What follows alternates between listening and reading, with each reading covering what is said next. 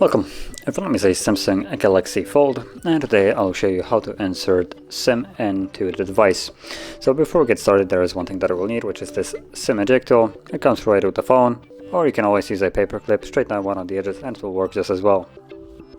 So from there, I'm going to pop out the tray, which is located on the left side of the device, and I'll put it up, pop it in, tray comes out, and you have space for one SIM card. Place it in here, it should hold in there, shouldn't fall out. From there, slide it back into the phone. There we go. And there we go, there's the pin for the SIM card. Let's insert that, confirm it, and there we go. That is how you would insert SIM card.